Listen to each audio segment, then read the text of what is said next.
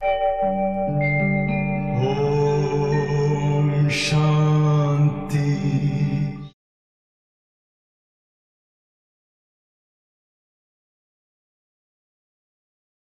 मुरली। आइए अब सुनते हैं मीठे मीठे बाप दादा के मधुर महावाक्यों को। तुम्हारे पास अविनाशी ज्ञान रत्नों का अथाह खजाना है, तुम उसका दान करो। तुम्हारे दर से कोई भी वापस नहीं जाना चाहिए। प्रश्न, सर्व संबंधों की सक्रीन बाप अपने बच्चों को कौन सी श्रीमत देते हैं? उत्तर, मीठे बच्चे, अपना बुद्धि योग सब तरफ से हटाए एक मुझे याद करते रहो। दुनिया की कोई भी वस्तु, मित्र, संबंधी आदि याद ना आए, क्योंकि इस समय सब दुख देने वाले हैं। विश्व का मालिक बनना है तो जरूर 63 जन्म का हिसाब किताब चुकतू करने के मेहनत करनी पड़े। सब कुछ भूल अशरीरी बनो, तब हिसाब किताब चुकतू हो। मैं सर्व संबंधों की सक्रीन हूँ। ओम शांति। बाप दादा बच्चों से पूछते हैं कि किसकी याद में बैठे हो? शिव बाबा की। बुलंद आवाज में कहना चाहिए, शिव बाबा की याद में बैठे हैं। तुम बच्चे अर्थात आत्माओं का कनेक्शन है शिव बाबा से। तुम शिव बाबा के बनते हो इन द्वारा, क्योंकि शिव बाबा इनके द्वारा ही मिलते हैं। यह बीच में दलाल भी कहा जाता है। तुम्हारा दलाल से कोई कनेक्शन नहीं है, यह तो सिर्फ बीच में मार्फत है। लेन देन का सबका हिसाब किताब बाप से होना है, इनसे नहीं। इनका भी लेन देन बाप से है, यह भी उस बाप को कहते हैं। बाबा मेरा सब कुछ आपका है। तुम्हें भी एक तो निश्चय यह है कि हम आत्मा है, और दूसरा यह भी निश्चय है कि हम आत्माएं अभी परम पिता परमात्मा से वर्षा ले रहे हैं। मनसा वाचा कर्मणा तन मन धन से हम शिव बाबा के मददगार बनते हैं। यह सब कुछ शिव बाबा को अर्पण किया हुआ है। फिर शिव बाबा डायरेक्शन देते हैं, ऐसे ऐसे यह करो। इनको कहा जाता है श्रीमत। आप खुद कहते हैं, मैं इस पुराने तन में प्रवेश करता हूँ। यह भी पतित से पावन बन रहे हैं। यह किसने कहा? शिव बाबा ने। यह भी पावन बन रहे हैं। इनका भी मेरे साथ हिसाब किताब है, इनके साथ कोई का हिसाब किताब नहीं। तुम चिट्ठी लिखते हो शिव बाबा केयर ऑफ ब्रह्मा, परंतु माया ऐसी है जो निरंतर याद करने नहीं देती है। बुद्धि योग घड़ी घड़ी तोड़ देती है। अगर यही पक्का पुरुषार्थ करेंगे तो फिर दूसरा सब कुछ भूल जाएगा, शरीर भी भूल जाएगा। यह शरीर होगा, परंतु आत्मा को इन सब चीजों से नफरत होगी। यह अवस्था जमाने की प्रैक्टिस करनी होती है। अंत में हमको अपना शरीर भी याद ना पड़े। बाप कहते हैं, अपने को अशरीरी समझ मुझ बाप को याद करो। मैं सदैव अशरीरी हूँ, तुम भी अशरीरी थे। फिर तुमने पाठ बजाया, अभी फिर तुमको पाठ बजाना है। यह मेहनत है। विश्व का मालिक बनना कोई कम बात है क्या? मनुष्य ही विश्व का मालिक बन सकता है। यह देवताएं भी मनुष्य हैं, परंतु इनको दैवी गुण वाले देवता कहा जाता है। लक्ष्मी नारायण विश्व के मालिक थे, इन्हों को अपने बच्चे होंगे, वहीं उनको माँ बाप मानेंगे। परंतु आजकल मनुष्य अंधश्रद्धा से इन लक्ष्मी नारायण को त्वमेव माता च पिता त्वमेव कहते हैं। वास्तव में यह महिमा है शिव बाबा की। देवताओं की महिमा गाते हैं, आप सर्वगुण संपन्न, परंतु उन्हों की पूजा क्यों करते हैं, ये किसी को पता नहीं है। अभी तुम ऐसी महिमा नहीं गाएंगे कि तुम माता पिता। हाँ, तुम जानते हो शिव बाबा वह निराकार परमपिता परमात्मा है, उनसे ही सुख घनेरे मिलते हैं। बाकी जो भी संबंधी आदि हैं, उनसे दुख ही मिलता है। यह तो एक सक्रीन है जिससे सर्व संबंध की रसना मिलती है। इसलिए बाप कहते हैं, मामा काका चाचा आदि सबसे बुद्धि योग हटाए माँ में कम याद करो। तुम गाते भी हो, दुख हरता सुख करता, सर्व का सदगति दाता एक ही है, वही हमारा सब कुछ है। लौकिक बाप से भी दुख मिलता है। बाकी टीचर है जो किसी को दुख नहीं देते। टीचर पास जाकर पढ़ने से तुम शरीर निर्वाह करते हो। हुनर सिखाने वाले भी होते हैं, वह सब अल्पकाल के लिए टीचिंग करते हैं। भक्ति में भी महिमा एक राम अथवा परमपिता परमात्मा की ही करते हैं, उनको ही याद करते हैं।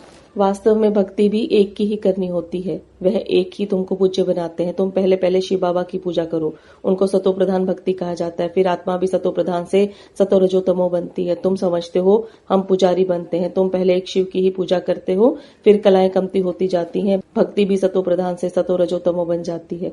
सारा ड्रामा तुम्हारे ऊपर ही बना हुआ है। आप ही पूज्य, आप ही पुजारी। जो 84 जन्म पूरे लेते हैं उनकी ही कहानी है, उनको ही बाप बैठ बताते हैं। तुमने 84 जन्म कैसे लिए हैं, हिसाब ही उनका है। जो पहले पहले पूज्य देवी देवता बनते हैं वही पुजारी बनते हैं। बाप कहते हैं, मैं कल्प कल्प आकर तुमको पढ़ाता हूँ और देवी देवता धर्म की स्थापना करता हूँ, राजयोग सिखाता हूँ। भगवान तो एक ही होता है। वह तो कहते ठीक कर भीतर कण कण में परमात्मा है, परंतु ऐसे तो हो नहीं सकता।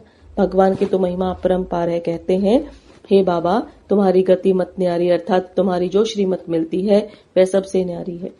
बाप वो कहते ही हैं, गति सदगति दाता।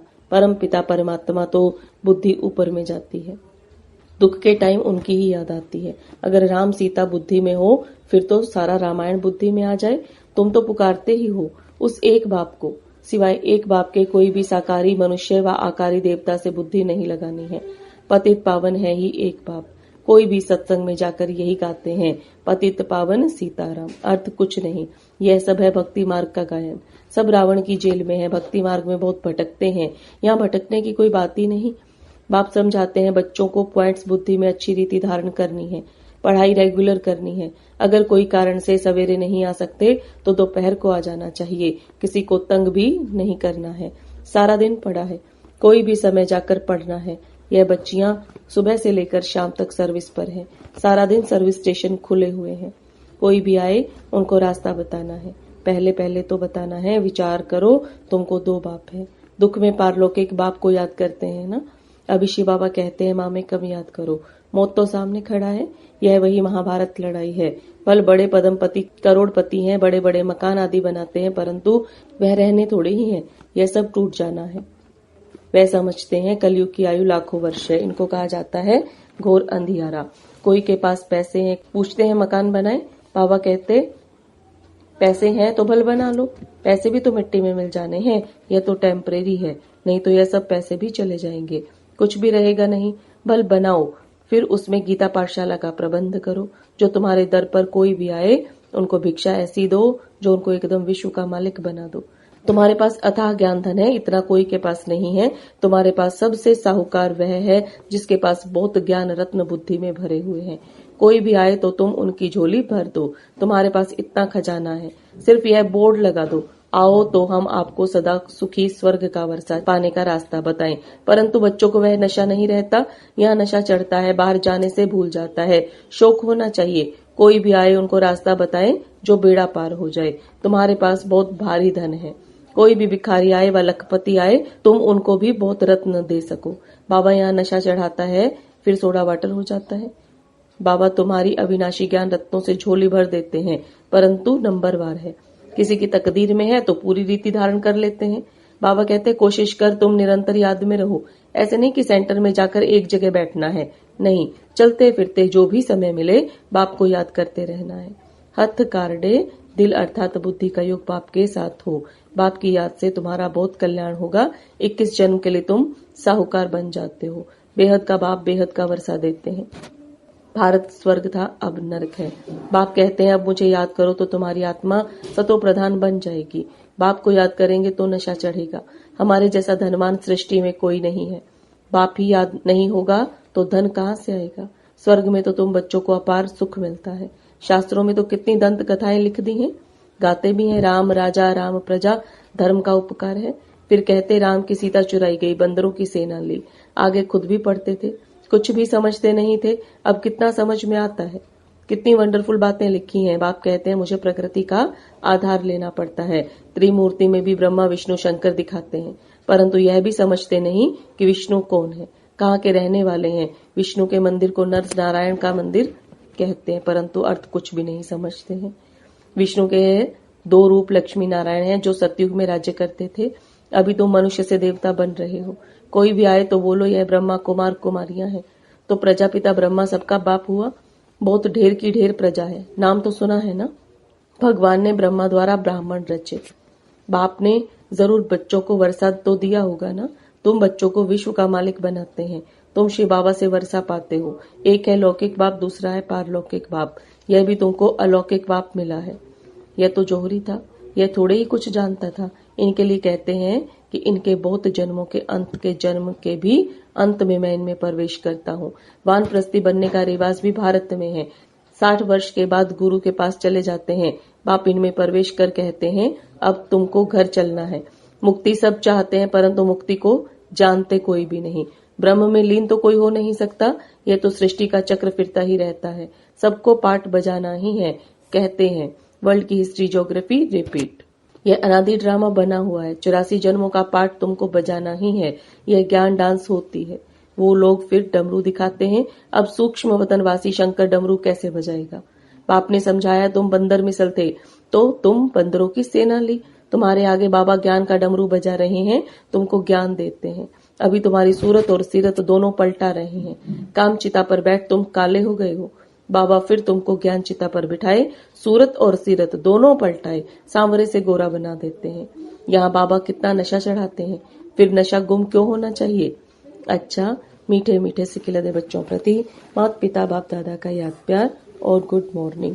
रूहानी बाप की रूहानी बच्चों को नमस्ते। रूहानी बच्चों की रूहानी बाप दादा को याद प्यार, गुड मॉर्निंग और नमस्ते। धारणा के लिए मुख्य सार, बाप ने जो अथाह ज्ञान का धन दिया है उसे धारण कर स्वयं भी साहूकार बनना है और सबको दान भी करना है। जो भी आए उसकी झोली भर देनी है। बाप की याद से ही कल्याण होगा, इसलिए जितना हो सके चलते फिरते बाप की याद में रहना है। सर्व संबंधों की रचना एक बाप से लेनी है। वरदान, सदा बिजी रहने की विधि द्वारा व्यर्थ संकल्पों की कंप्लेन को समाप्त करने वाले संपूर्ण कर्मातीत भव। सदा बिजी रहने की विधि द्वारा व्यर्थ संकल्पों की कंप्लेन को समाप्त करने वाले संपूर्ण कर्मातीत भव। अब बाप दादा के वरदान को विस्तार में समझेंगे। संपूर्ण कर्मातीत बनने में व्यर्थ संकल्पों के तूफान ही विघ्न डालते हैं।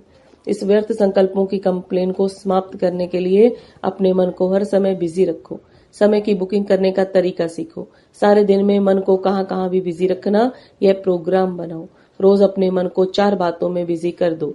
1 मिलन अर्थात रूह रिहान, दूसरा वर्णन अर्थात सर्विस, तीसरा मगन, चौथा लगन। इससे समय सफल हो जाएगा और व्यर्थ की कंप्लेन खत्म हो जाएगी। स्लोगन, सफलता को परमात्मा बर्थ राइट समझने वाले ही सदा प्रसन्न चित्त रहते हैं।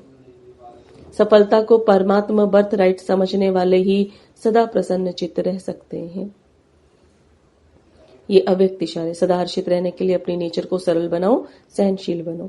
सरलता लाने के लिए सिर्फ एक बात ध्यान पर जरूरी रखनी है, अपनी स्थिति स्तुति के आधार पर ना हो। कई बच्चे कर्तव्य के फल की इच्छा ज्यादा रखते हैं, इसलिए जब स्तुति नहीं होती तो स्थिति हलचल में आ जाती है। निंदा होती है तो निधन के बन जाते हैं। अपनी स्टेज को छोड़ धनी को भी भूल जाते हैं। इसलिए स्तुति के आधार पर स्थिति नहीं रखना। ओम शांति।